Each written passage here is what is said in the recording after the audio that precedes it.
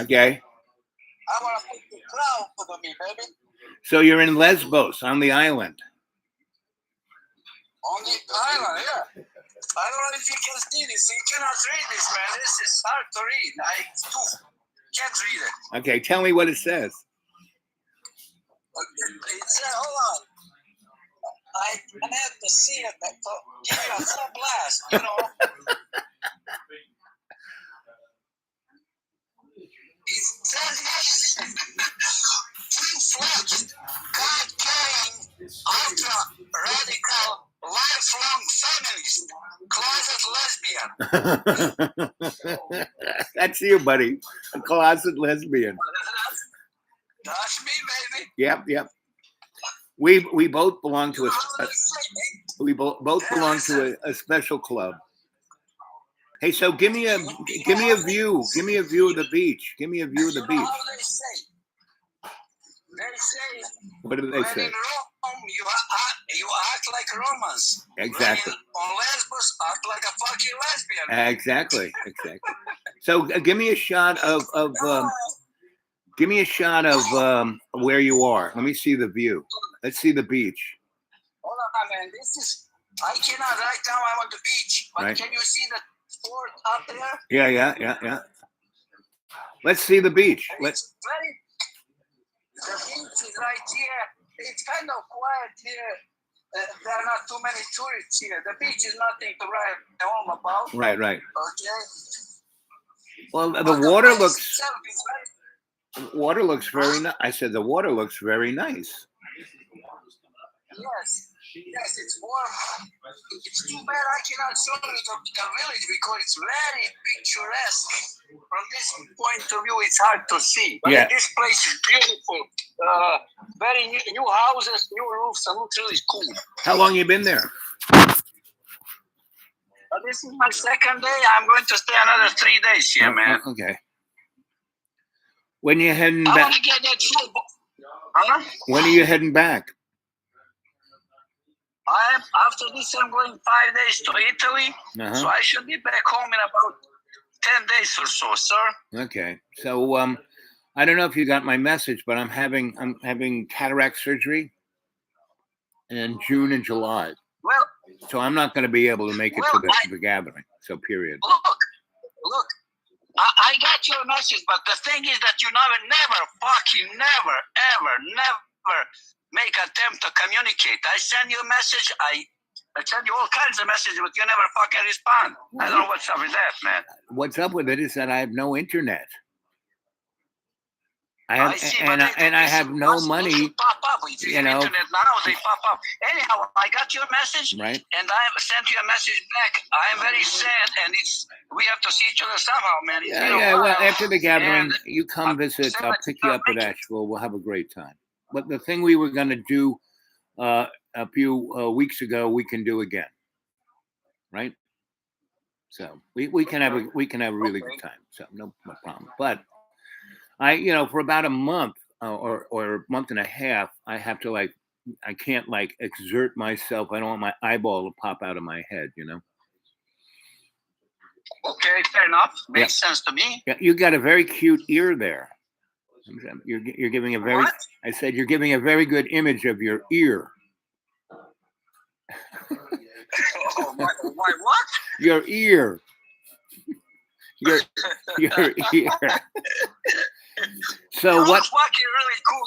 You look cool with those glasses, man. You really are on Mars, aren't you? That's right. Yes. Who fucking needs drugs when you hang out with Al? You don't need freaking drugs. Right, exactly. You're high, baby. Right. Mm-hmm. Exactly. I haven't done any of that for at least 40 years. So, yes, you don't need that. Where are you right now, man? I'm in this town called Tennessee, kind of outside of Johnson City, and I'm helping to. You'll love it because it's turning into a better than a rainbow gathering. Whoa. Yeah. Better than that because all these people have little businesses and they're working together to make a community, and it's quite interesting. So. Well, that's where you fit in, right? Yep. That's my gig. It's my gig. I mean, I had nothing else to do, and once I rolled into these people, I said, "Let's start a religion. Let's start a this. Let's do that. You know, we're going to start a religion." Really. You the man, baby. Yeah, so we can be tax. Religion. So we can be tax free. Why should all those Baptists get all the fun? You know? Okay, so Yeah. this place is. Let me tell you about the place. Oh, tell me about the place. Yeah. The place is like a real lesbian haven. There's a lot of dykes here. Well, that's a good thing. There are sisters. What? They are our sisters. They are our sisters. Okay, man. Whatever. Anyhow, the lady who started the whole thing. Well, everything not, but but she was. You can take She over was. Sure. She was given credit for that. right? Was some poet 600 years before Christ. Her name was Sappho or something. Right. And she actually killed herself because she was in love with a man. Right. So she actually betrayed her own cause. The bitch betrayed her own cause. I don't like that part. Yep. So anyhow, it's an interesting place, man. Really interesting place. So you've been there now for what, 3 or 4 weeks? Not here, man. Not here.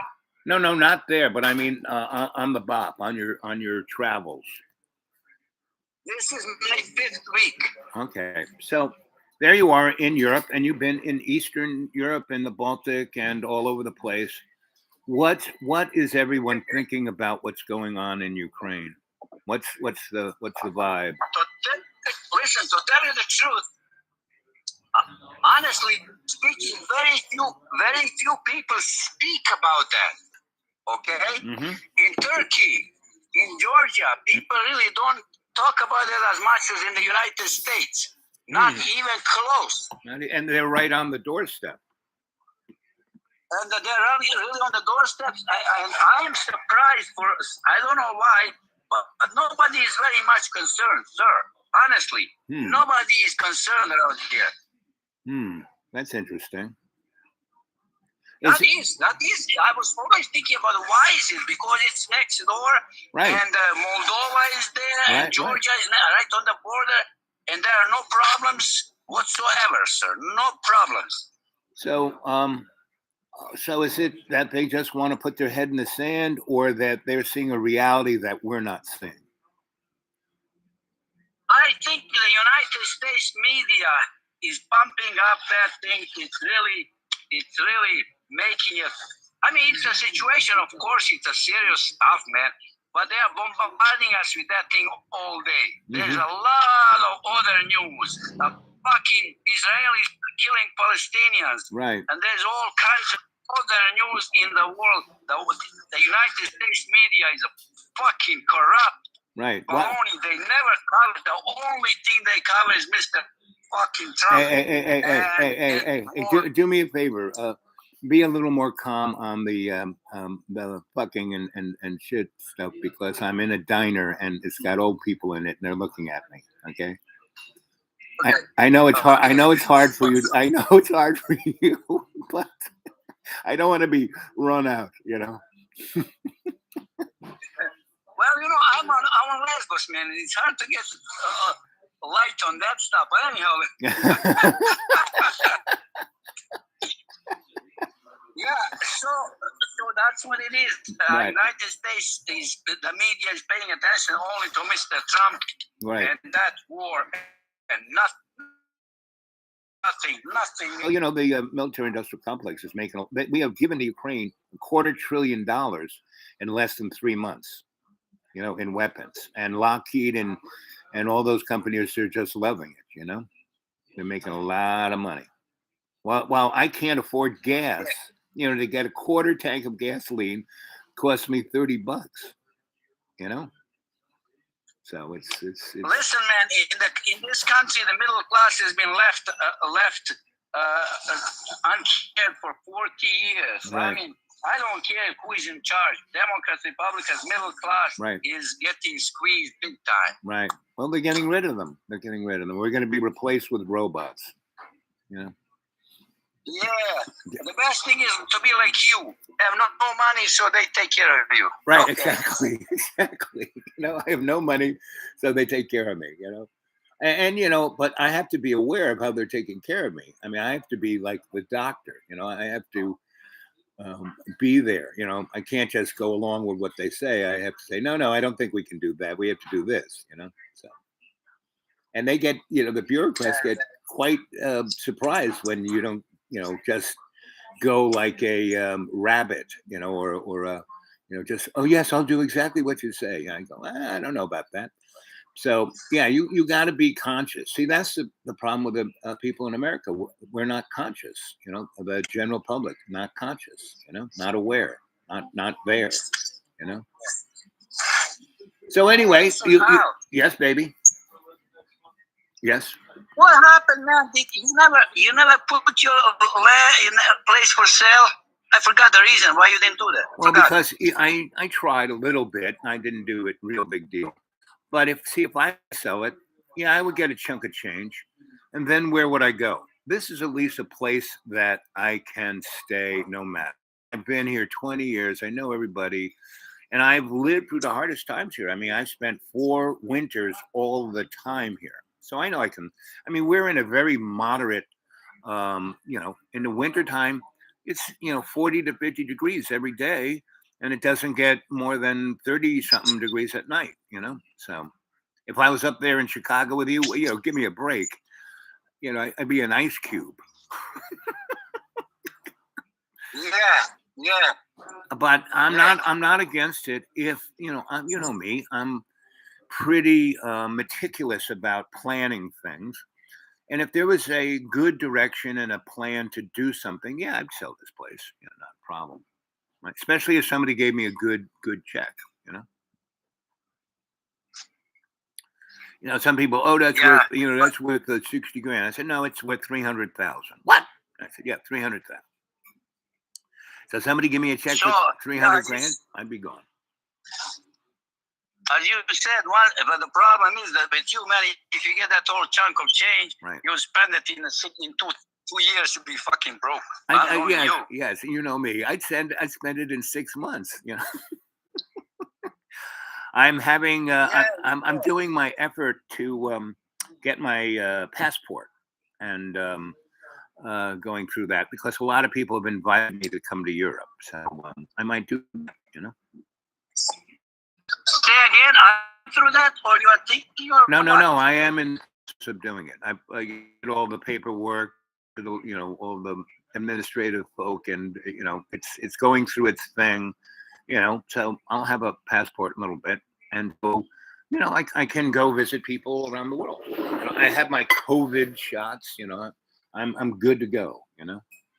So that's okay. That's a good idea. Yeah, that's one of my things. So how much do you think airline flights are going to go up? Listen, since you are very flexible with time, let me give you an example because this morning I was searching for something. I want to go back to Africa. Right. Let me give you an example.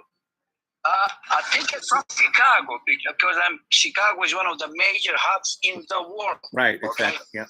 The same thing at Atlanta is not too far from you. So let's say from Chicago or Atlanta. Right. Tickets to Asia would be $740 round. And you could buy yourself a ticket. You could buy yourself a ticket to Hong Kong for $680. You could buy yourself a ticket to Tokyo for $560. You could buy yourself a ticket to Europe for $560. Well, that's and I would listen to this. I would suggest to you. I don't know if you can take heat, but you could go, sir. You could buy yourself a ticket for $780 or Right. $800 maximum, and go to Bali and live with $200 a month. No problem, sir. I mean, those kind of concepts are in my wheelhouse. I'm not I'm all for it. I'm open to anything that the universe and love's co-creation wants me to do.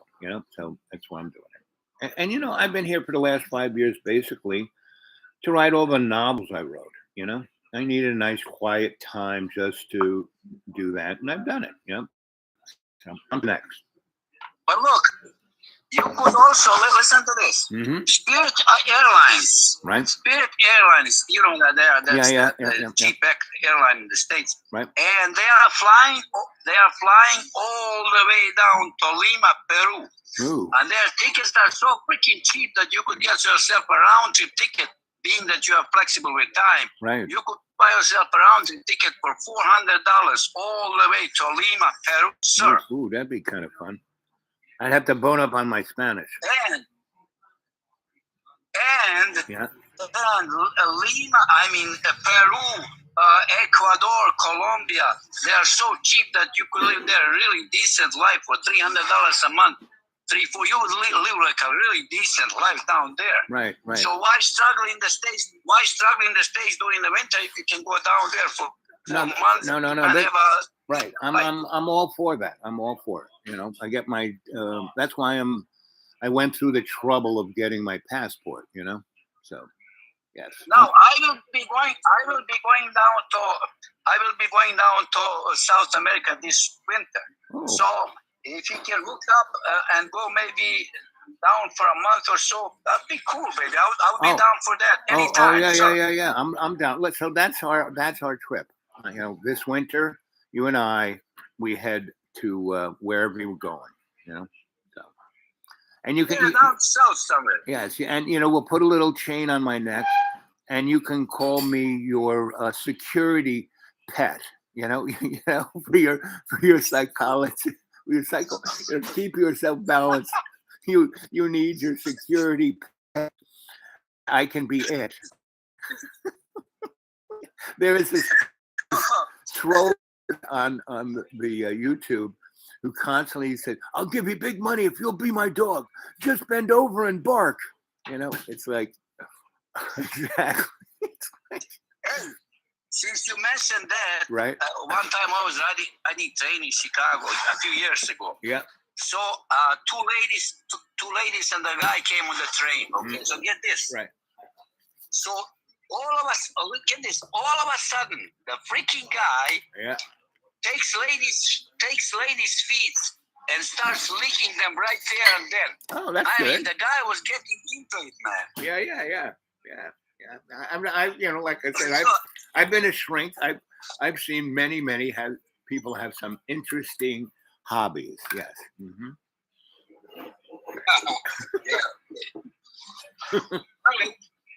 I'm glad I can see you because I enjoy the fact that whatever I say makes you smile and laugh.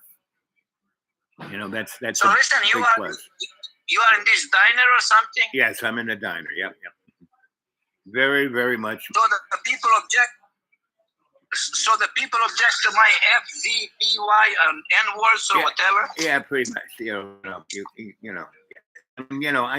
It's all about respect. I know these people times, so they're all kind of religious-y but they're very nice people. I've known them forever, so they're very.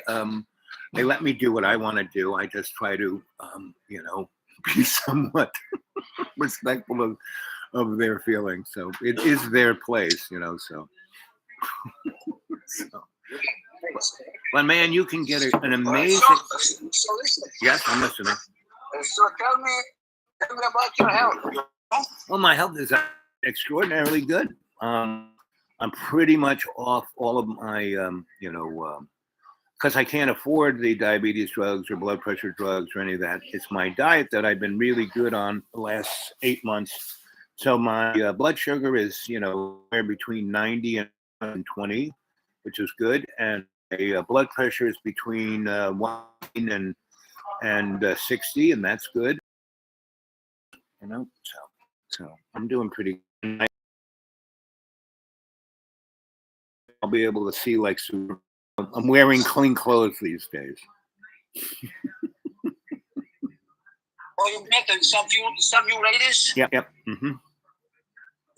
And one is a really hot, amazing, brilliant lawyer. Another is this lady who's like a Midas. Whatever she does, she's really successful at. And she has these little stores around the area selling jewelry and clothes and stuff like that. She's doing pretty good. And another one is a really well-known horse trainer. She's really, really, really interesting. She's what? A horse trainer? Horse trainer, yeah. A race trainer, yeah. Oh, what do you need, baby? That's the one you need? Yeah. She's, you know, puts the saddle on me. Right. Yeah, and she rides. Right, you. Yeah, exactly. Yes, exactly. With that little whippy thing, you know. Yep. It's all good. It's all good. Okay. Okay, man.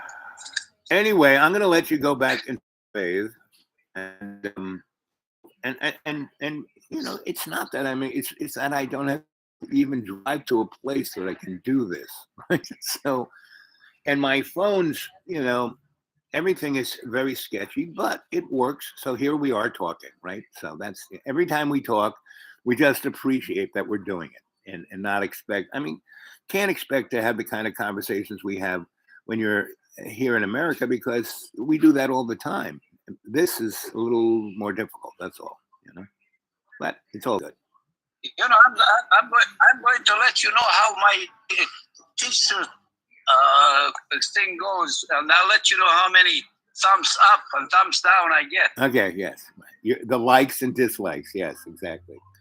Have you taken a good picture of it so you can put it, you know, in your videos in a good way? Have you given someone your camera and say, here, take a, you know, shot of me in my t-shirt so you can add it into your video? Are you I can do that. I have a remote. I'll do this myself, no problem. Okay, no problem. So do you have you posted any of your videos from your travels so far? Not those. I don't. There's a way to do that, but when I get home, I post it. Okay. I don't know. Have you seen anyone? I mean, I have no idea. This trip. Once I get back, in a month or so, I post something. I mean, look at me. I'm from Mars. I can't, you know, I don't understand anything. I'm just from Mars, you know. I do my best. That's all I can do. Is my best. Yeah. Okay. You're just visiting. Yes. I'm visiting. Right. I'm just visiting. Hey, listen. Yeah. All you need is one of those silly hats you have. Yeah. Okay, mister. Okay, baby. I love you. See you soon, sir. Yeah. Talk to you later. Love you. Bye. Yep. So that's my buddy. So he's from Yugoslavia. So he experienced the war there. So he was not part of it. I mean, yes, he was. He was like a guy who was a medical guy. And when he got to America, he gave up all of that and he worked in a factory. He said, screw any of that. I just want to, you know, forget all of that. So he's experienced some really, so people who go on about blah, blah, blah. And he's really smart. He's got more degrees than thermometer. He's got more degrees than I do. But he just, you know, worked in factories the last 30 years. And when the economy crashed, took what little money he and his wife is an administrator of hotels. And they bought buildings in the Midwest. And now they're doing pretty good. They rent them out. And he gets to travel the world. His wife lets him. Or if he didn't want to go, she would force him to go. But she tells me, well, I love it when he leaves because I appreciate it when he's here. I mean, he drives me insane so much that if he stayed here all the time, I'd have to kill him. But now I don't, you know. So they have the best relationship. I mean, they're both really smart. She's got all kinds of degrees too, but they pay her a lot of money to administer all these hotels, and she's a CFO or whatever she does, and have a big chain. And so, you know, they have the nice upper middle class life, and he travels the world, and she's happy doing what she does. And they have a very nice house, and she enjoys that. They got another place in town, and she enjoys that. She goes to the opera and the theater and all kinds of stuff. And he likes going to that too, but like she says, if he's around too much, she gets, antsy. She's happy to see him go. So he does. I would say 5 months of the year, he's all over the place. Right? So, and he has a. If I could remember what the name of his thing is, but he has a really. Let's see. Get rid of this shit.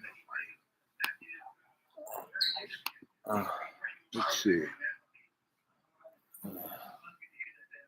No, it's not on my toolbar. Anyway. So good morning, good evening, good afternoon, and welcome to Dreamy Dreamland. And here I am, your Sensei Al Bob, talking to you from Mars.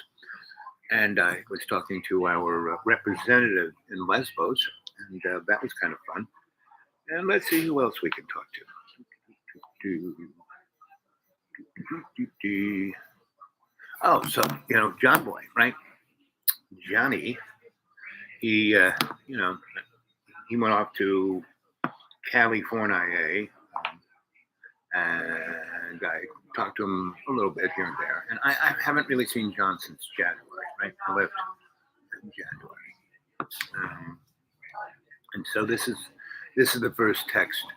And the text, I'm just going to read until I get tired reading.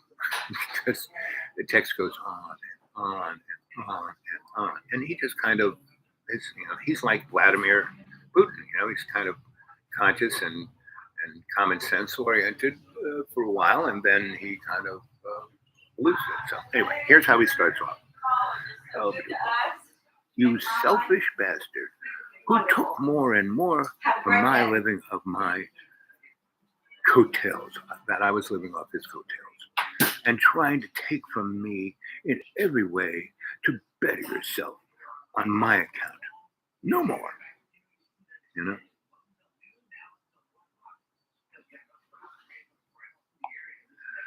Then he goes on.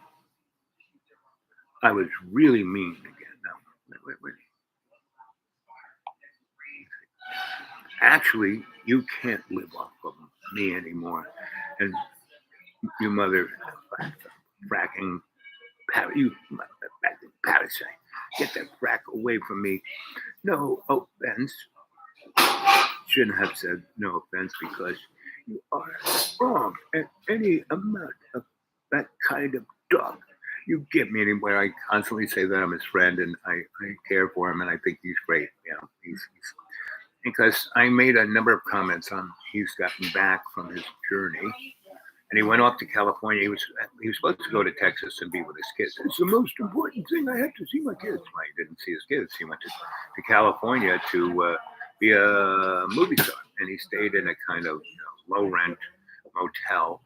And I don't know if but some of those were pretty amazing. He had this shot of him at the pool. And it was all concrete. There wasn't a single, tree, flower, anything, but there was a pool fenced in with like barbed wire all around it.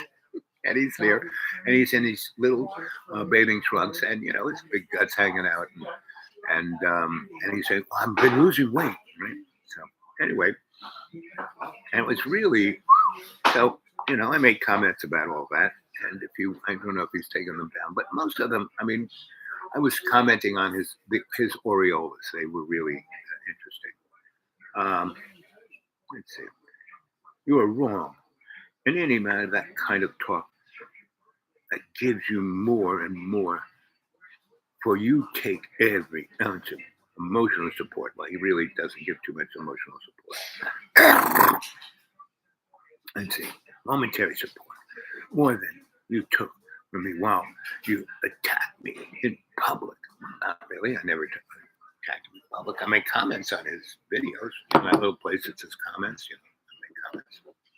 And I'm saying, hey, you guys should make some more comments. Yeah. Oh, yeah.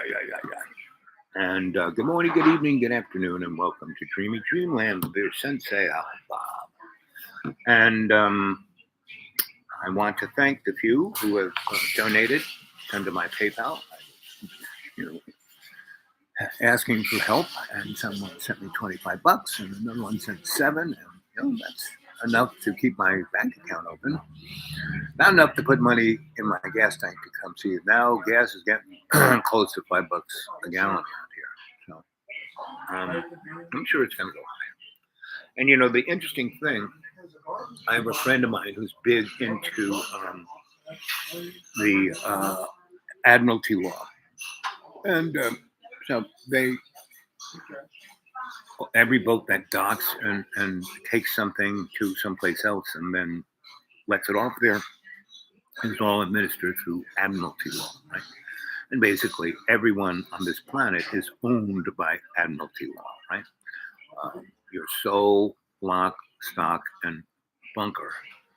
And they were telling me that every oil tanker, that can hold more than 100,000 gallons, is full of oil and is out in the ocean. And this is very similar to what happened in 1972. I worked for this guy who owned a company called Restaurants Associates, and he had windows on the world and the Trade Center. He had this thing called Zoom, the German, like McDonald's, but really good, and a number of other really, really, really good restaurants and bars all over New York and in Chicago and LA, right? So, and I was his go-to guy, meaning I built a lot of his restaurants. And I also, not only did I build them, I kind of knew each kind of restaurant he had. I knew exactly what it needed. Yeah, he had lots of different architects because they were different places. And I could facilitate between the contractor and the architect and him, kumbaya, right? And then I would, before he would bring staff from other restaurants when they opened, but he didn't really have a staff for that. And he would put me as the GM for however long it took to get a really good staff that was going to be there and work really great. And I just made it a party. And he loved that. He loved coming in, pretending not, because no one knew that he was the boss. And so he would, come in and just see how it was going. I mean, I knew who he was, but everyone else didn't. And anyway, so about for 4 years, in the early 70s, I was working for him. And he was, he was one of my clients. I never had a real employment. I just had clients. And so one day, and so he had this amazing office. So in Windows of the World, there are 3 different levels, right? And so you can get big, gigantic windows. I mean, gigantic, really high. And so it had this kind of staircase that went around. So there's a place where you came in the door, and there was a bar over here. They had about 4 different bars, and tables for the commoners, right? And then you went over, and then they had a mezzanine that had nicer views and nicer tables. And then there was like the high table, right? And he called it the high table because he knew all about the hidden hand, right? And their administrative body is called the high table. So, and it's there in the World Trade Center, and that's why they took it down, right? Because the U.S. Federal Reserve had their New York City gold reserves under, right there under the World Trade Center. And when the buildings came down, they had robbed all of the gold. Right? I mean, like 170 tons of gold bars, right? And they took it out. And if you ever saw that, Die Hard movie with the black guy and Willis, and they're being caused to go all over New York, and it's just to hide, it's scammed as being terrorists. I mean, it's done by terrorists, but they're just robbing the bank. And they use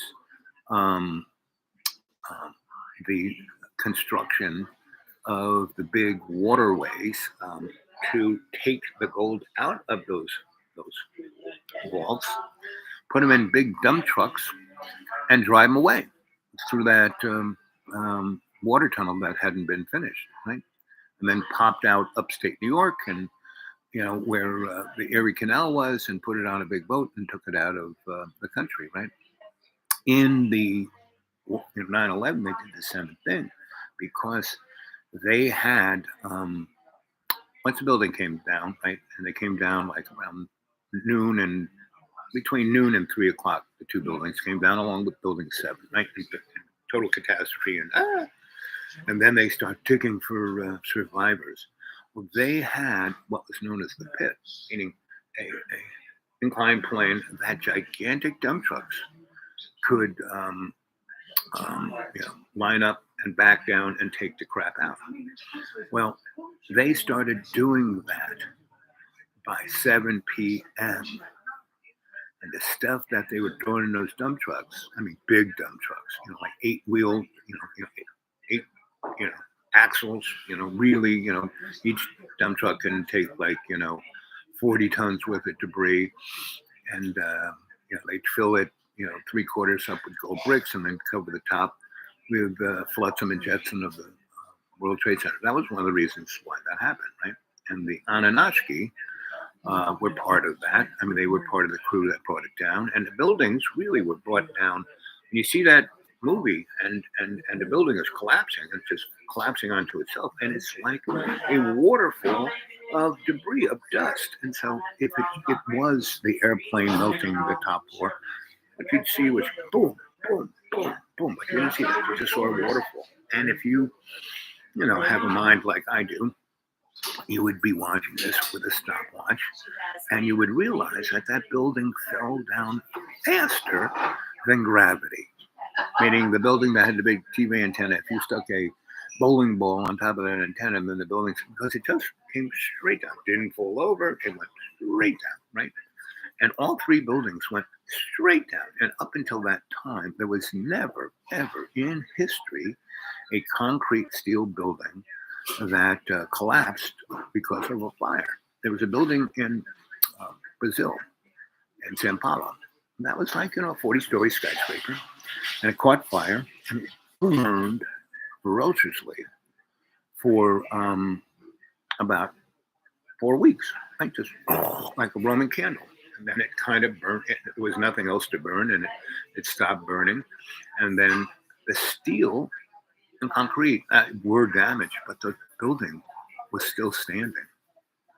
So you'll have a fire on one floor of the World Trade Center, and it really burns itself out in a matter of minutes. Meaning, I have pictures of people standing at the broken windows of the floor where the airplane went through, allegedly, and they're standing, like with their heads out the window, out the hole to get breath, right?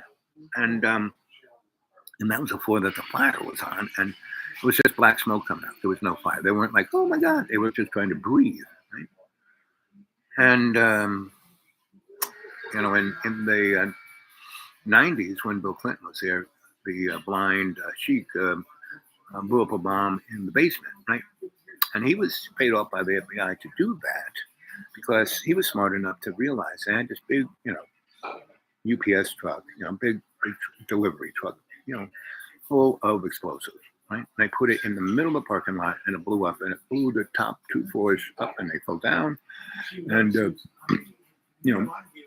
made a big fire, made a lot of smoke in the whole building, and that was that. But if they had put that truck next to the wall of what is known as a bathtub, because when they built the World Trade Center, first they dug what was going to be the basement and support of the building, the foundation. And first, before they did that, they dug out and they built this thing called a bathtub because they were right next to the Hudson River. And if the Hudson River ever broke through their foundation, it would, because the PATH trains and all of the subways in New York City run through this station underneath the World Trade Center. And it's at its high point. So if the water were to come through there and then go into the subways, it would have flooded every subway. Right? And if they had done that during, time when people were coming to work or going home, it would have probably killed 7 million people because they would have flooded, with all these people down in those tunnels. That would have been it. And if those guys really wanted to go after the big Satan, that would have been it. They were all engineers. Right? And the explosives were given to them by the FBI. They'll investigate that little one. Right? No one wants to talk about that, just like no one wants to talk about 9/11. Read Architects and Engineers, Truth on 9/11. Go read that. I mean, the federal government, George W. Bush and Mr. Rumsfeld and Dick Cheney, didn't want to have an investigation about it. It's all Bin Laden. We know it. 13 seconds after it, oh, it's Bin Laden. Right? Well, he was the poster boy. They hired him. He came from one of the richest families in Saudi Arabia. Right? All those guys on the airplanes were from Saudi Arabia. I mean, I can go on and on and on. And virtually every, and then when people go after the poor families like Sandy Hook, oh, it was a hoax. No. Now, the thing about all these shootings is that they're not so much a hoax. It's not like they didn't happen, but they are used. It's, as David Icke says, problem, action, solution, right? So that's where guys, wake up. And good morning, good evening, good afternoon, and welcome to Dreamy Dreamland. Thanks for showing up. How about some more people watching, and how about some more likes and comments? And yes, I could definitely use some more money in my PayPal. Yes, to somebody $25 and someone who gave $7. Thank you. Right, but if we had 10 people do that a month, if just 10 people put in if 10 people put in $20 a month, I'd be fine. Right? You'd see me more often, because the last 2 weeks I haven't had the money to put in the gas tank. The only time you've seen me is when I've gone to my neighbor and sat on his porch or under a tree and did a show.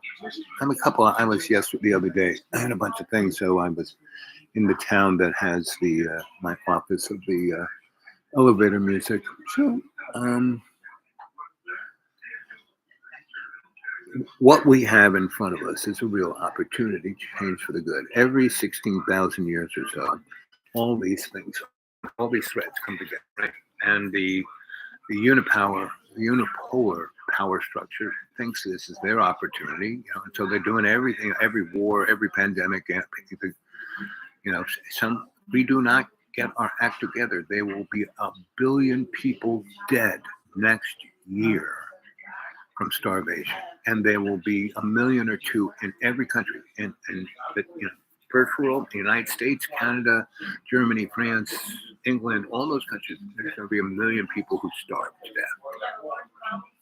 And there'll be plenty of food in the supermarket, and the rich people won't starve to death, but the people who are like me, really, really, really, really, really, really squeezed financially. But see, they're desperate. They need that money to buy the food. I mean, I eat out of my garden. I eat out of the forest for the last 5 years. That's why I'm so slim and trim. I mean, I used to weigh almost 4 pounds when I worked in the corporate world. For 10 years, I swung with the,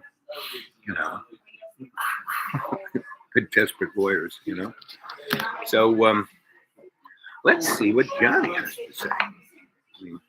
I mean, he just goes on and on. I'm just going to thumb down through this thing.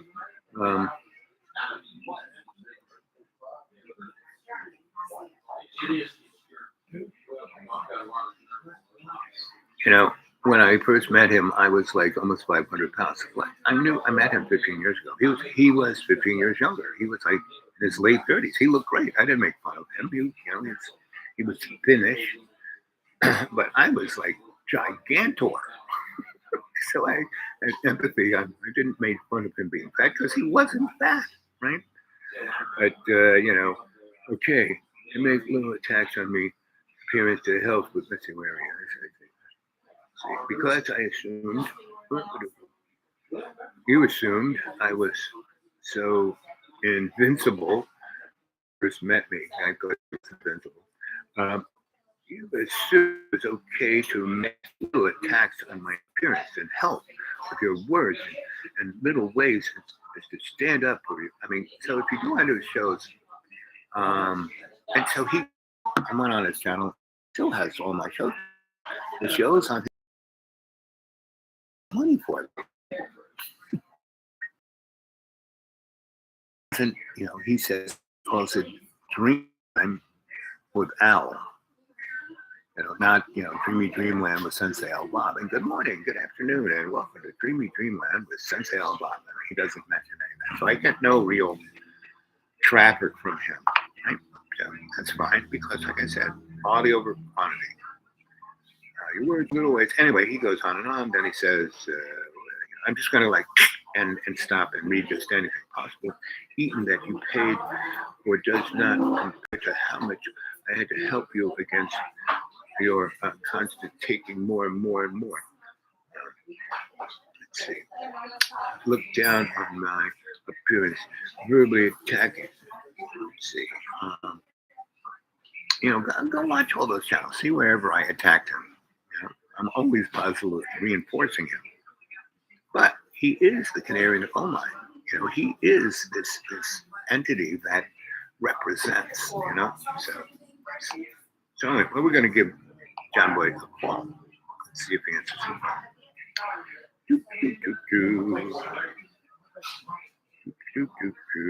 Oh, there we go. Let's see if he answers. Mm-hmm.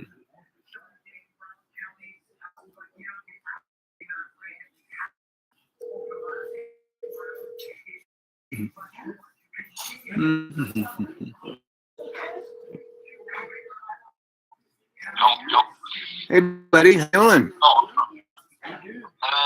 that good. I got your little text message that went on forever. That was pretty amazing. Yeah, no, I'm sorry. Yeah. Well, I'm used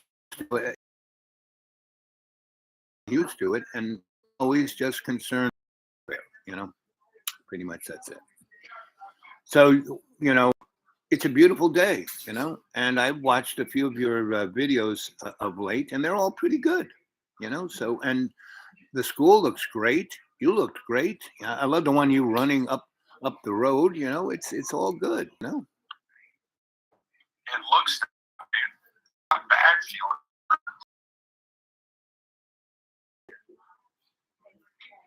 Well, I keep saying that you should not focus on the bad thoughts that come into your head. Push them aside, and put in. Why do you think I write so much? I know it.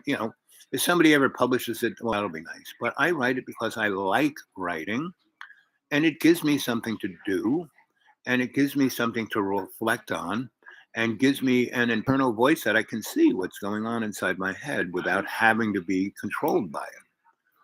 So you kind of, you got so much talent. You're a great musician, filmmaker, writer, you name it. You do everything well. And so just instead of doing the same thing over and over, try different stuff. And that's another reason why I read a lot of books, because I read, as a writer, I read what other people write. I look at their style, I look at how they think about stuff. And if you just stay in your own head, that's why you can, get lonely and disappointed.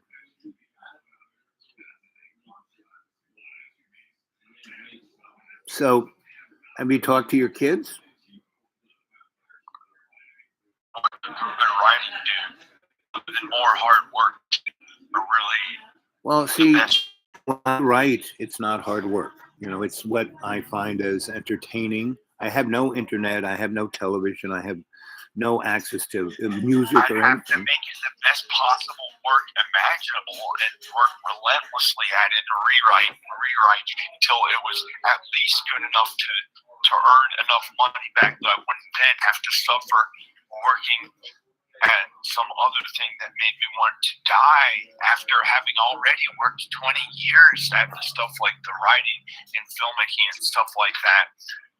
So why would I even continue living just because of that alone? Not to mention my wife and kids were taken away from me, and that was the only real confidence and good feeling times that I ever knew, when they believed in me and everything was okay. As I said, I only write because I enjoy writing. I don't expect it to make any money or anything. I just do it because I enjoy it. So you need to start doing things you enjoy. What would you enjoy? What do I enjoy? Yeah. That word's my dad's word. What? There are no words allowed that I'm allowed to ever say by angels or whoever's in charge, God or something. There are no words allowed to say that something feels good to me. If I say feels good, that's usually somebody trying to pretend it's something sexual, and then it becomes an awkward sexual thing. Joy is like a sex. Something about sex that my dad says that he started to say, "Oh, I enjoy this," but then it turned into something about sex. And because money came from my parents, and I had to honor them and work relentlessly to do things, it was never enough for them. They never called it work, no matter how hard I relentlessly worked at goals and unrest my entire life since I was 12 years old. And got to enjoy things sometimes too, or whatever the fuck it's called. I can't even say any of those words. That anything feels okay, other than the word okay. That's just okay, and it's not good. Well, it's okay. So that's the only word that I can use to describe something that does not feel bad. And it's an awful, and on earth is awful for all human beings. Sin that the devil do or Adam and Eve to do. Devil's fault. And he messed all of us. You don't have to sow for some reason. So, for 3 days now, it's been. You know, in Hebrew, the word joy means God's love. Well, joy is different from enjoy. Enjoy is the one that my dad made into some sexual thing because I have to be a part of their lives and do what they say and shit since I was 12 years old. And like it's never good enough. And joy has to be an awkward sexual thing, and you can't even really say it or even really feel all the way good about anything, pretty much, except wanting to die finally and be at peace because it feels so awful being alive. Again, in Hebrew, the enjoy, when you take it apart, is to manifest God's love. But I'm not going to kill myself because maybe it'll get better somehow. The way it's going to get better, John, is that you are the decider. It's up to you to make your life better. No one's going to come on a white horse and save you. You got to do it yourself. And you have all the tools to do it.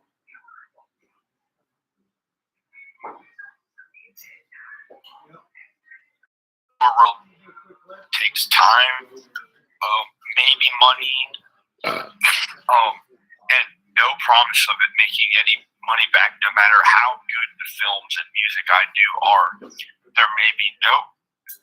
It may not make money because considering that I did it relentlessly since I was 20 years old in 1998, and I haven't gotten to do a real film since 2014 because but you've done 3 major films. That's more than most people do. No one gets to do that. You did that. That's quite the achievement. That's not usually. Well,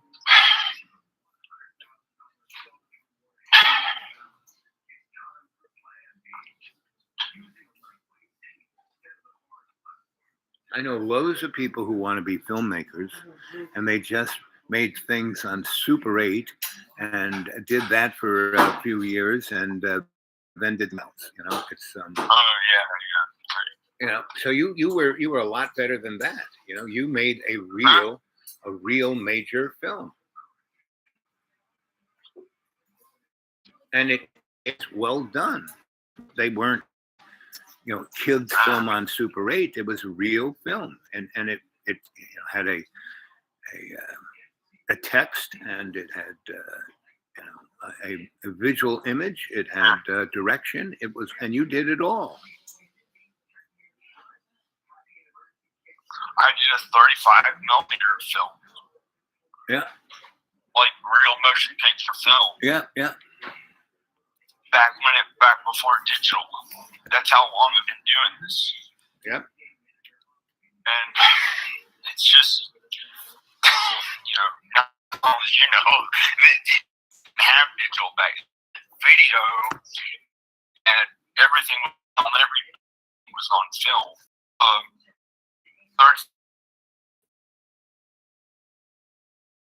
35 millimeter that was Danica's film. That it used to be expensive to do, and I don't. So, John, I want to read you something from the Bible, from the book of Enoch. Innocence. Okay. The starting point is always innocence. Whereas the gentle, my eyes are going. Hold on a second. I have to put another lens in. Yeah, I'm kind of going blind. You know? No, I'm sorry. Yeah, so No, you're not. yeah, no, I am. This You're not. serves as a gentle reminder of the wholeness of the simplicity we knew at our beginnings, and as a promise that we are finally coming home.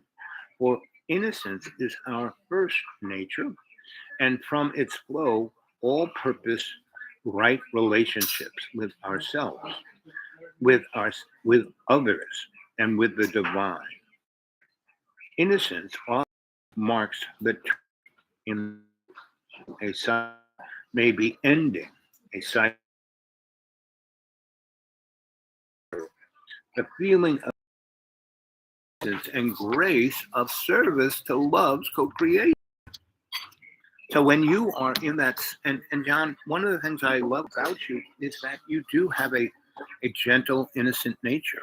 You know, that is who you are. But all these other conflicting forces make you anxious, and then basically manifest the kind of outbreak that that thing that you sent me as a email, right? That went on and on and on and on and on and on. And because you were venting not the innocent part of you, not the gentle part of you, but that frustrated, angry part of you.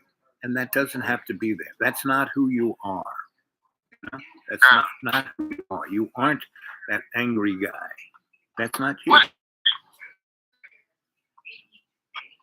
The angry guy who wrote that email that went on and on and on and on about how I was an asshole and I was selfish, taking that angry guy,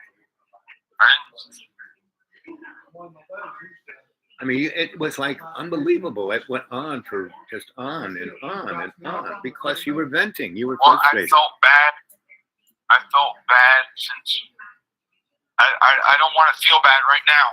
Okay, then don't. Feel that innocent part of you. Feel that loving part of you. Let that loving part of you come out. That's always there. Be that guy than the angry guy. You can do that. Maybe I'll turn into the fucking demon Harold if you keep pushing this old shit at me, making me feel like I want to die every moment just to barely have enough money to get by. Well, don't let the demon take over. See? So what was I saying? Right? Was I saying any negative things to him? No. I was telling him how he was special, right? That he was gentle, that he was innocent. And see, the demon took over. Now that demon is right at everyone's back door, right? The thing is, it can't make you do anything. But you let it in your head and it rumbles around in the steel trap of your mind, along with the squirrel up there. That's when you can just turn into right? We just had a nice conversation. We're going on. I'm trying to consult him, trying to support him, trying to help him move forward into a more positive place. And you just heard where he went. So let's see.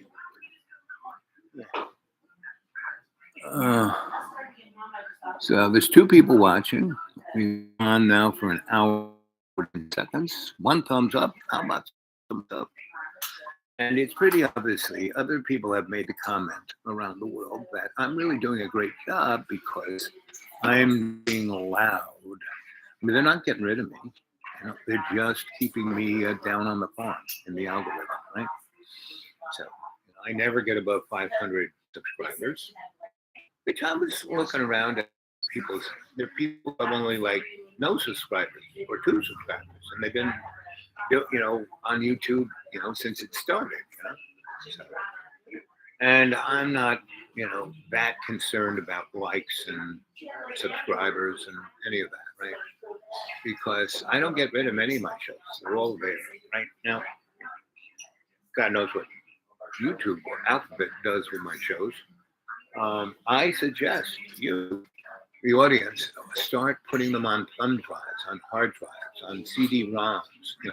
I would, watch them, and the best way to do this is just like, flip through all my shows, go to my channel and go to my toolbar and it says videos, bingo, and then it'll list them all. And you can just put your cursor on and just go, zip, and it'll go, bing, bing, bing, bing, bing, bing, bing, bing, bing, bing, bing. Like, I love the big wheel of money on, what was that?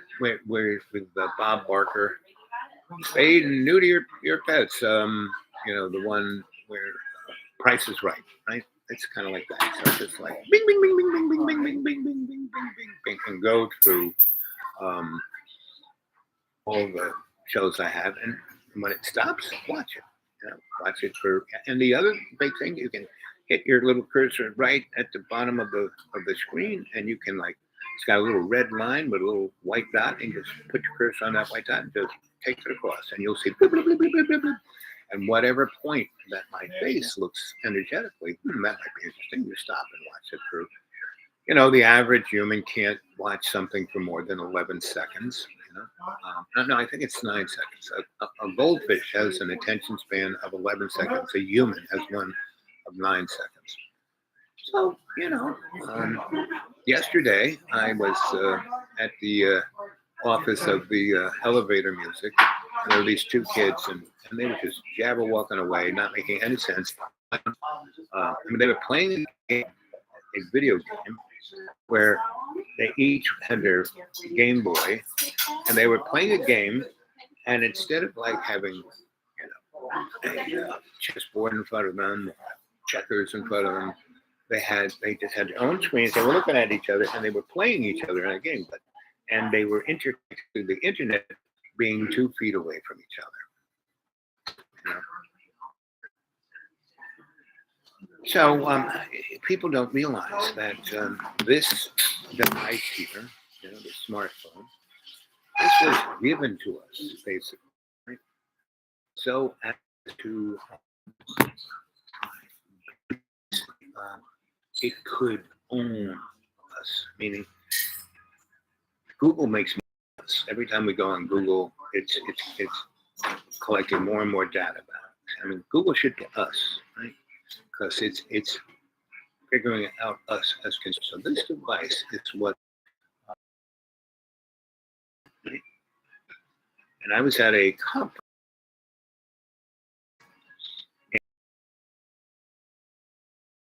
I mean, the world had just kind of started to be accessible, popular, and people, but it was just computer geeks who were playing around on it. But I was at a conference at Brookings, and the guy took one of these, when he was giving this little speech out of, a kind of thing that was like chained to his arm, and he showed us the military-industrial complex side of things. And he said that this was a miniaturized version of the Keyhole spy satellite, right?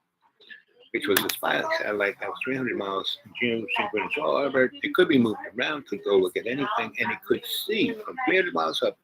It could read, if somebody had a piece of paper. Can I have a box for that? Absolutely. Okay. I want to see if I can get anything. I'm almost thinking about having lunch. Okay. Well, we have homemade banana pudding for dessert. I don't know if you know. And if you like that. Oh, you know what Grandma says. Always start the meal with dessert first? Yeah, dessert first. So I will. I think I'm going to. What are you, closing at 4 like you normally do? Yes. So I have to go run off and do errands. Do you? But I think if you could warm this up. Here, let's do this. This is already, I haven't even, let's just do that. Waste not. Warm that up and bring me a banana pudding. You want more cream or is that enough? No, that's way. Okay. And a box for this. I'll bring you banana pudding. Right. For to eat here, right? Right to you. Okay, and I'll bring you a box. Thank you. Sure. So, see, that's why I love this place. It's just so nice. So anyway, that's what this is. This is surveillance. Right? And it's on. Well, it's off. You let the battery die. It's on. It's watching you 24/7. It's listening to you 24/7. It has sensors in it that can tell what your heart rate is, what your there is a little niche. The surveillance universe for every one of us, right?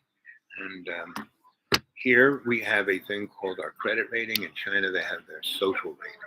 And if you're not a good boy, if you go out the back door rather than the front, they take off your social rating. If you jaywalk, social rating. Let the dog poop and you don't pick it up. So, and then watching every freaking thing you do. That's it, right? And so you could be a millionaire and still. I mean, look, all the guys who were the guys who made the modern China are now in jail for being criminals of the state. And so they thought their money, especially the guy in Hong Kong, he was a billionaire. He thought he had safety from being, he could say what he wanted to. And not really. So that's what the place is. So they let me go on and on and on because I am basically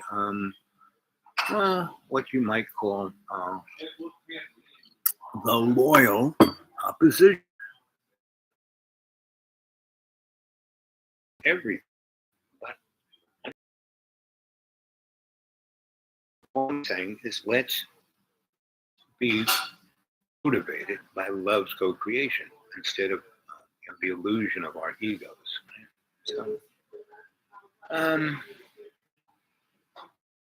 So anyway, so that was in the 70s. And the other thing I at another conference, which I basically have photos from.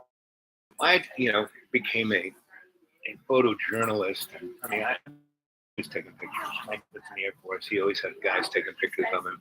And then when he came out of the Air Force, he had me take over. Right? So at 10, I started being his photographer. That's kind of where I learned.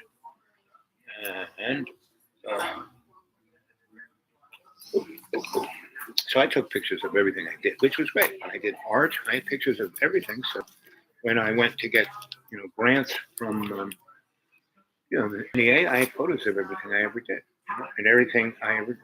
So here was our nightclub theater on the Lower East Side in Avenue Z. There is Garrick Beck, the son of Judith Molina and Julian Beck of the Liberty Theater, right? Buddy since high school. And so here's my art. It's all over this wall, right? And so you couldn't miss it, And we had a metal corridor, and that was, and when we had shows, and I had red carpet and, a velvet thing and lights, and these lights circling around, so it looked like a Hollywood opening. I mean, the cops knew we were doing this stuff. But back in the day, this is 1984. Here's me. So everybody is wearing suits, right? Everyone's wearing suits. And taking it out, does it make a difference? bottles of plastic. I can't even get it out. I can't even see. Can't even get my thumb in there. Oh yes. Oh, look at this guy. This guy's Hans Flatter, and he was a Nazi SS guy, and he worked on the Bell, anti-gravity, 0-point energy, right? And he's at the UN, and we were putting on a conference. See the computer right over there? So I. Oh, forgot your box. Oh, that's all right. I'm not going anywhere. And I got to get you a spoon. Spoon, right? There's a napkin. I did remember that. Yep. Okay, be back with the box and the spoon. And here is my sweetie, Donna Ann McAdams. She was there documenting. And so,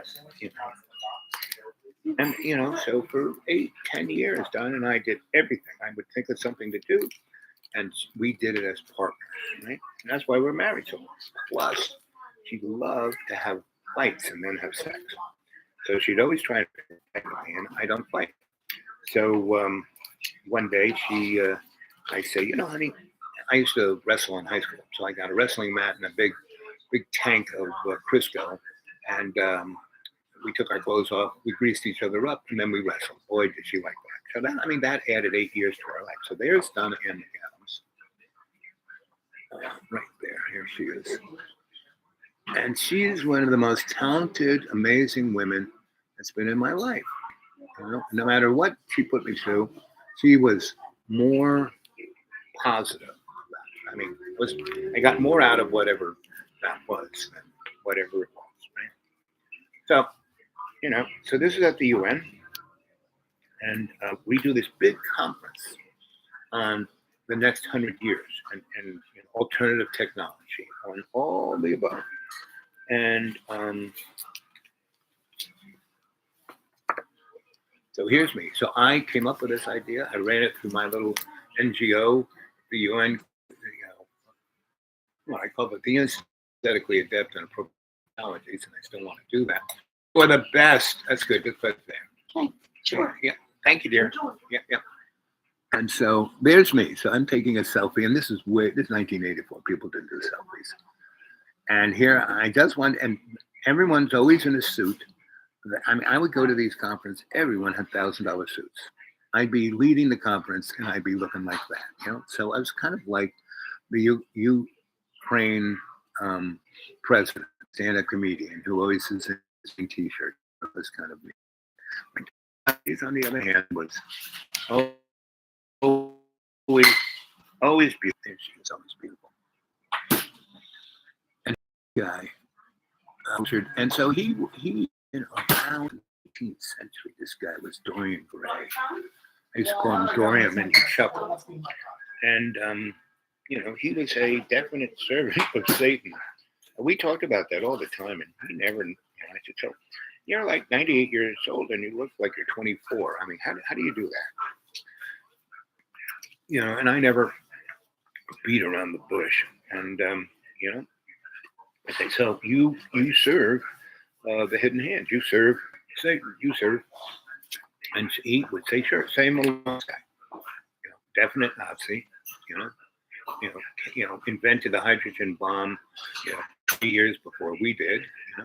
When we blew it up, and it was Wade chuckled and said, "You guys are just like monkeys with firecrackers."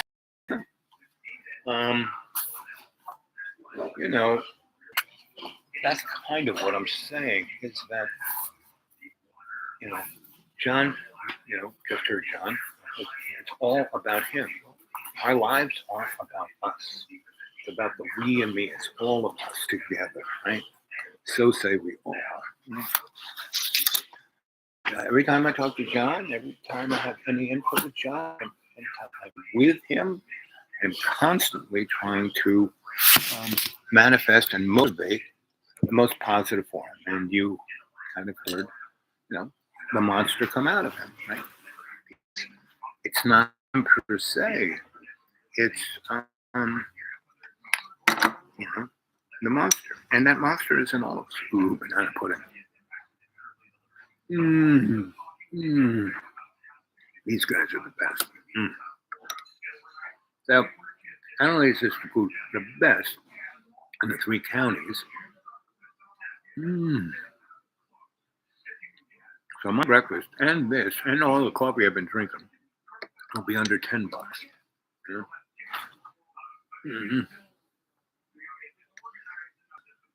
So,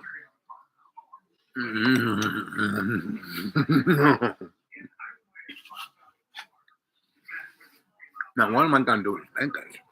These are buttermilk pancakes.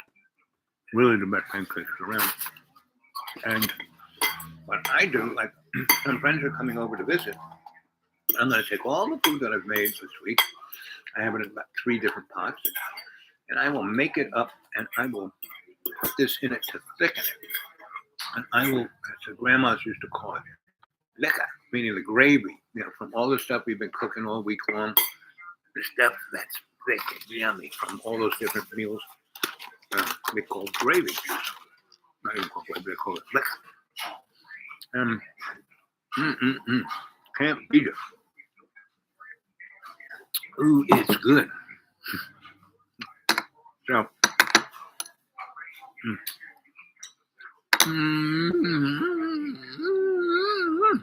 look.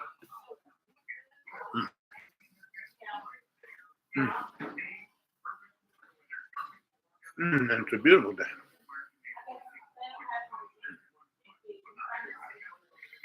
I'm at Hippie Corner. And my car is, the sun has moved. So my car is in the sun. So I'm going to get out of here in about 10, 15 minutes. Boy, that's good. What else do we got here? Let us call up another person to see if they answer the phone.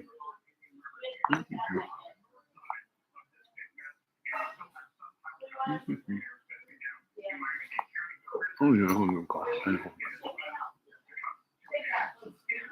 Lana. Have a great day. I can see us.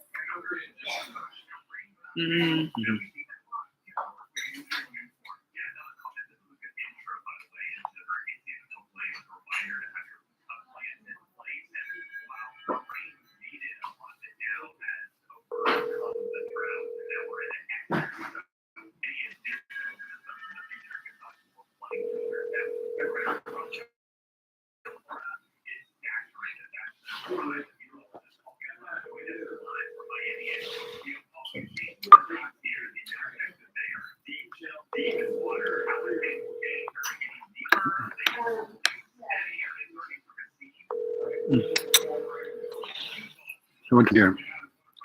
It's 103. So we had 5 years. So it's about 6 p.m. there. Oh, there she is. Hey, girlfriend. No answer. Okay. Oh, let's try the other cats and kittens. Let's see if Anthony answers the phone.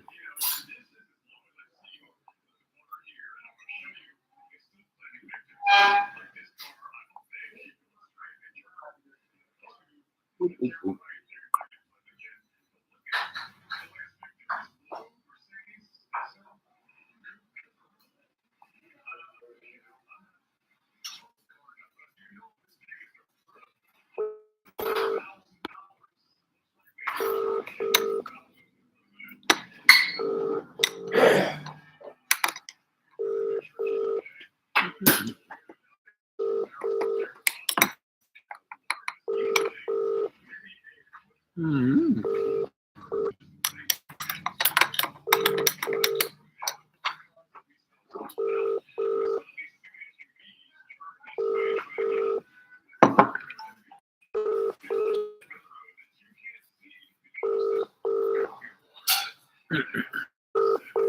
No Anthony.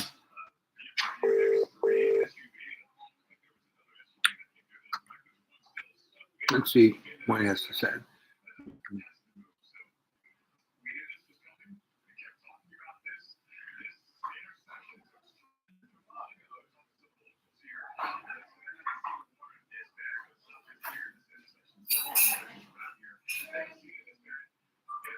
Scott Harrison.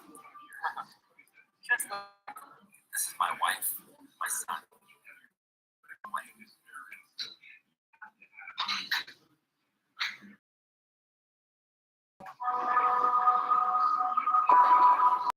In the Christian tradition, concept of guardian each one of them for every sin.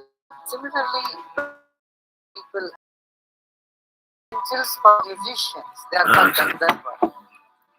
Old guy I with was a beard visited by talking. the essence of somebody who had just passed away. Is that my imagination, or is that the real What's the phenomenon? drugs you're on? Usually in dream state of consciousness, people who pass away. This guy looks like Garrick Croon. do Okay, good. It's getting time to go.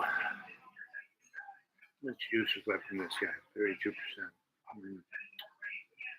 Yes. Power off. Okay. Do that.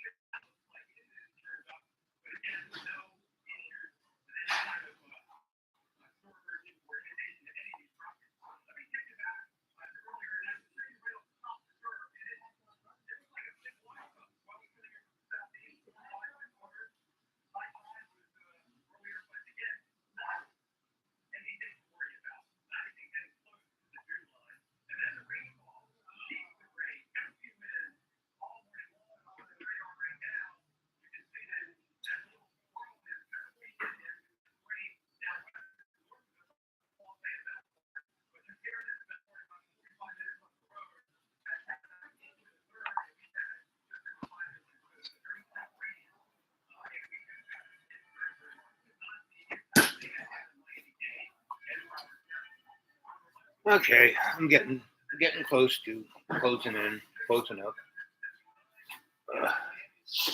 But taking my time with the pudding. So, up to you guys. Have the life you want.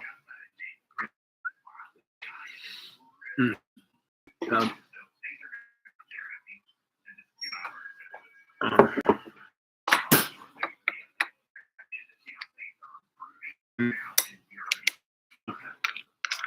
18th was the anniversary of my 4th year. And basically,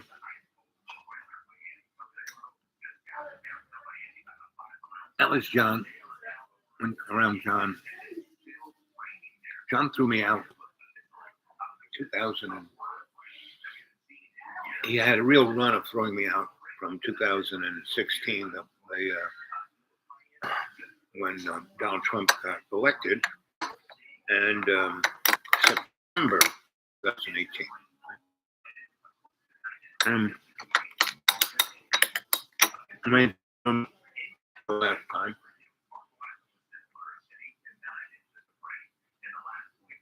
And I say throw me out. I had been there for a few days. Everything was going nice. I was making him food. I was helping him out. And, and then one day he didn't sleep at all, and he drank 40 cups of coffee. And 7 o'clock when I made him a nice meal and said, come on down and have a nice meal. You're trying to make me fat now. It was about 8:30 in September. So it still had a little bit of light. And he was screaming at And so I said, come on, John, I'll leave tomorrow because it's getting dark. I have no place to go. don't care. Right? And, so by the time I left, it was dark. And I can't see at all. Like right now, I can't see. I have to wear this thing to see, right?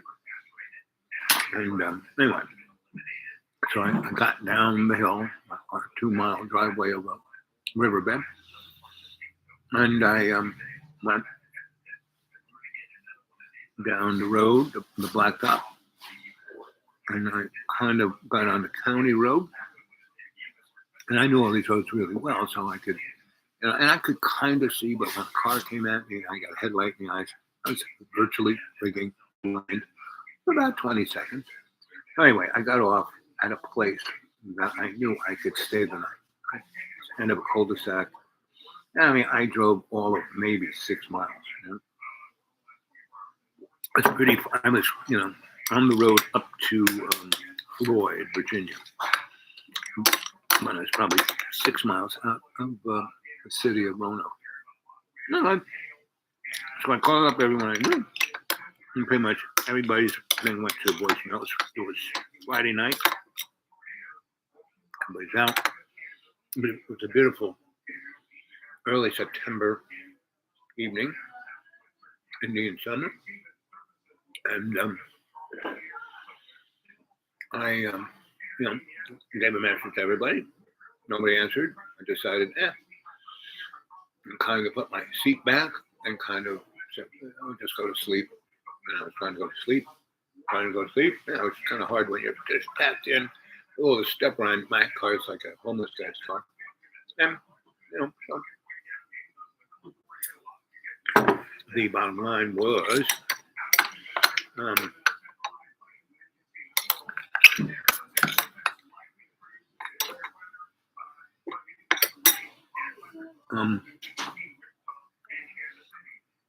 people, I'm just trying. And then the phone rings. Bing, bing, bing, bing. That's my buddy. He goes, hey, I'm going to what party? Where? So I know exactly where you are. I said, so I can't drive. He goes, no problem. And buddy I'll pick you up. You can get in my car. He'll drive yours. I said, great. So we do. So we drive all the way up to Floyd, up to Copper Hill, I think. This really rich lady. I mean, rich lady. Old Virginia wealth. Basically, the Mountain Valley pipeline guys were going to put a big, gigantic pipeline across her property. And she fought them. So she backed all the environmental groups, all the kids who were hanging in trees, blah, blah, blah. This is like 2018, September of 2018. And so everyone thinks they've won. Well, no, they haven't won. All they got was an injunction from court. The pipeline's already been 3/4 built. And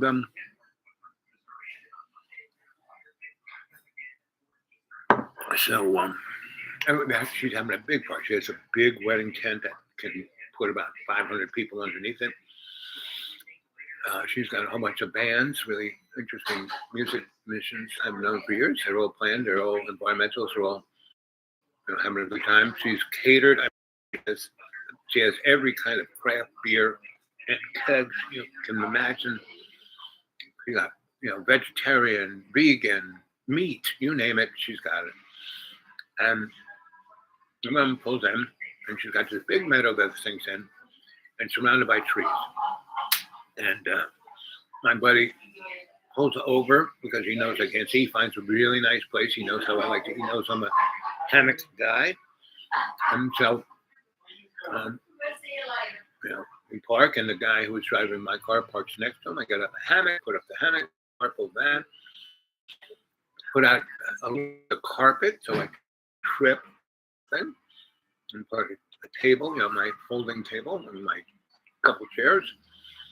And then I put on my visor and my cane and put on my leg braces, and we're off to the party. We go, and I carry and my buddy carries my chair, my folding chair for me, just in case. And we walk, maybe, I don't know, a football field over to where the party is. I'm all done. Yum, yum, yum. Okay, great. Yep, yep, Did you yep. enjoy the banana pudding? Ooh, baby, did I ever. Okay, good. Yes. Are you finished with that? We No, take no. it? Okay, Yeah. If you got a little, I'll take a more. sure. So, anyway. So it was one of the better parties. It went on for 3 friggin' days, right?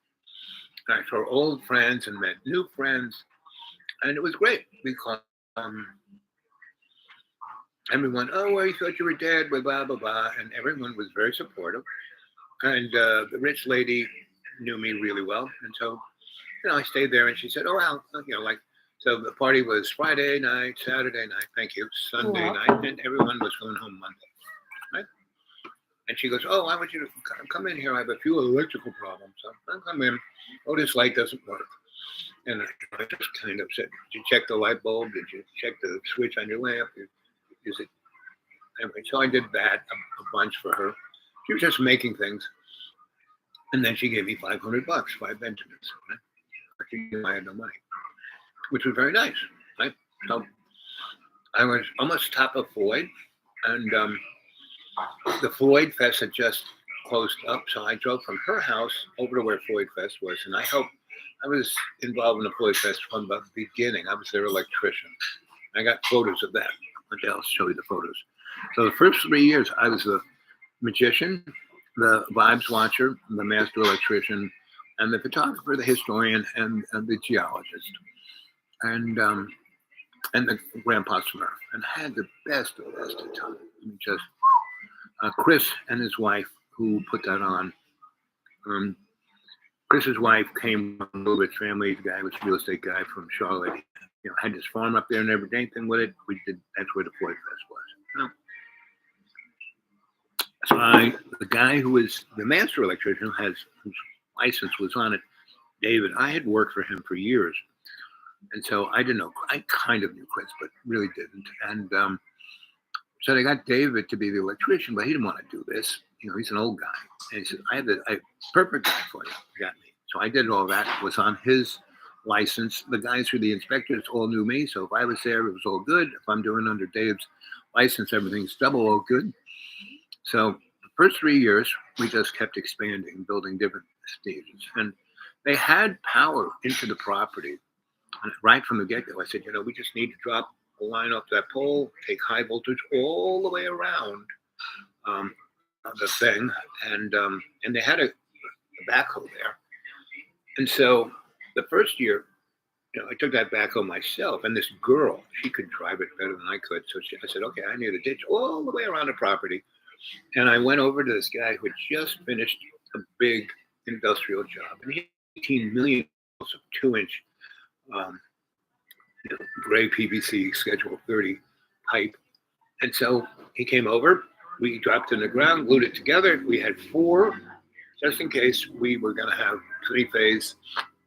I put in 4 pipes, right? And I put in 2 or 3 other pipes here, 2-inch, for like telephone lines or fiber optics or anything, all the way around. And I said, main theater stage will be here one day. This theater will be here one day. This will be here one day. This will be. So I laid it out for posterity, right? And put, small, small like, more like foot by foot, pressure treated 12-foot things into the ground, and then brought all those pipes up there, right? And 2 of the 2-inch, I kind of went into a panel, and then went on to the next panel and the next panel. And so, the cost of copper just to pull for that was like $1,000 or $2,000, and he didn't have that. But there's all this other stuff. The guy just, donated, and he got put on the list of you can always come to the festival. And so it was great. Everyone who was involved with this were artists and amazing people like myself. So the first 3 years, it was a community. We had the best of times. And the first year, Chris had this. He had drove around and was a food bus guy for Grateful Dead shows. That's how he met his sweetie. And they did that, and that was his music thing. He got into being a producer and He did little teeny festivals. And this was his thing at doing a big one. And his father-in-law bankrolled him. And, it was what it was. And so the first year he had this crew, African poor boys, right? This 12-guy band, big band, like James Brown means African music. It looks like, and they were basically they had a visa to be there for a couple of weeks, but he spent like 4 years there. They played at the first three Floyd Fest, and he would, hide him out there. He had a bunch of buses up there, and we were staying in these buses, and it was so much fun because I dropped into that in February when he put me out at one time, and no, I actually was living in North and so I still had the school too. So no, I wasn't there. So anyway, and I still had my place down in the Keys, and I still had my place in South Florida, in Stewart, and I still had my place in the Deep Green. So that's when I was still working as a consultant. Right? I'm still making, I was working as an electrician, I was working as an artist, I was working as a consultant. So I was making a comfortable living, not ridiculously amount of money that I did when I worked for the corporate world. Anyway, and I was getting big. I was probably weighing close to 300. I was probably 280, something like that. Right? And so, but I could still get around. I could still, I wasn't really crippled yet. And so, that was in the early O's, like 06 or somewhere around there. And so 04, maybe, somewhere around there, somewhere between 04 and 06. Anyway, so I did that 3 years. I got a ton of photos of that. So I had the mystery tent, where I read everyone's, and I had the healing tent, and all that. They had big acts, and they had me. My healing tent was right next to the green room. And these guys would come in feeling really crappy, and I would, spunk them up, and they loved that. That was the thing they weren't expecting.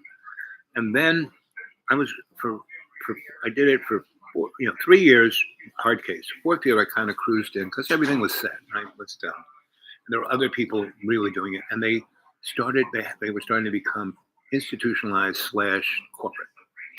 And so they had these corporate people doing it, and they didn't even, and everyone, who was still working it, and corporate, who's this guy? Well, that's Al. This wouldn't be anything without him. And so they would grudgingly, but the fifth year I was there, it's like everything I did, they said, you're not doing that. Like my mystery tent, nope. My healing tent, nope. All the things, and I didn't charge anybody anything. You can give me a gratuity, but I didn't say that's $19.95.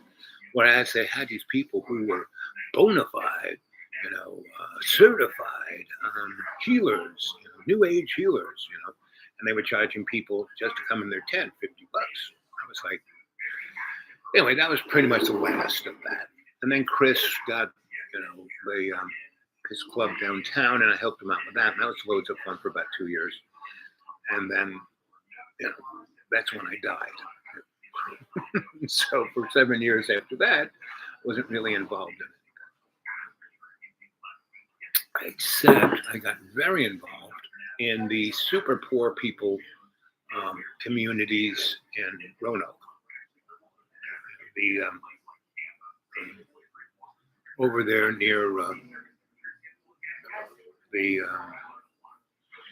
Dumas and Henry Street and Melrose and 11th Street. Those were all the centers of the Black community. And then up there in Garden City, where all the white poor, Ku Klux Klan kind of guys, militia guys. And they loved me too, the Black and those guys, right? And we would come together at this place called what's it called? It's a amazing restaurant. It's like, Archie Bunker meets Sanford and Son, and it was just great. And I was the concierge of Rachel Harmony. So we had a couple of times when things really, this one kid got shot. He was 11 years old, but he looked like a big man at 11. And he was coming out of a Duane Reade drugstore, one of those corporate drugstores, and he had a toy gun, right? It was orange. The gun was orange itself. It looked like a 45, but it was orange. And he had it in the package, a toy gun, right? Not a real gun. And the barrel was solid. You could see it from any direction that there was nothing coming out of this gun. And someone called in that there was a black man with a gun. And this Roanoke police car pulled up, right? And the blue lights flashing and the lights right on this kid. And the Kroger's, the gas station, the bank, the pharmacy itself, there were like 18 cameras from every angle had a picture of this kid in bright lights. And there was bright lights from the Burger King over there and from the parking lot of the pharmacy and Kroger's. And he was holding the package in one hand, and it said toy gun. You could see it on all the videos. It said toy gun, and he had an orange, gun, and he held it in his hand, and he had it down.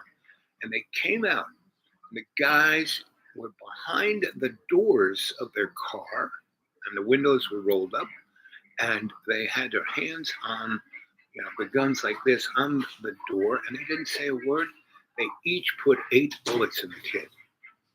16 bullets. But then, someone took a stopwatch from the point that they stopped.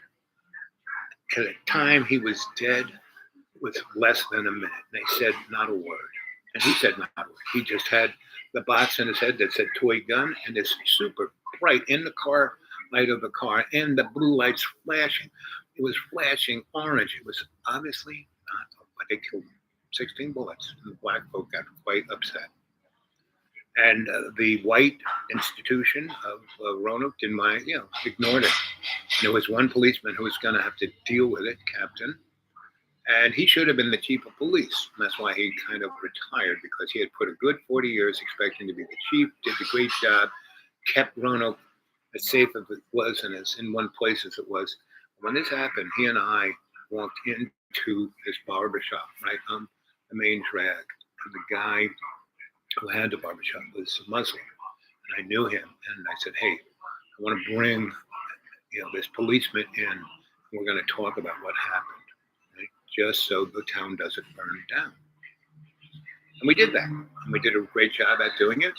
And he got lots of pats on the back. And I had already been known for doing things like that in that town for the last 15 years. I started being there in 2000. Well, actually 99. And so all the powers that be that I knew, the guys from the Chamber of Commerce used to take me to the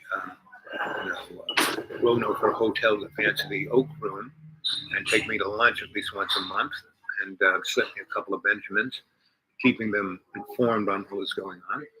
And I was trying to represent all the people who needed represented, who had no representation, right? And that's kind of where I'm at.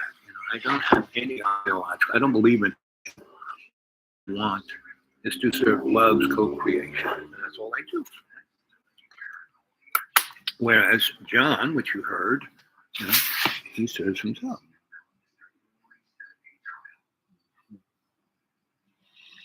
Oh, John Boy is still in Roanoke, up in the school, and so did M.A. Did you hear John's outburst when I talked to him on the phone? What did you take of that? Do you have any feedback on that? And so, the interesting question, where's John? Question mark.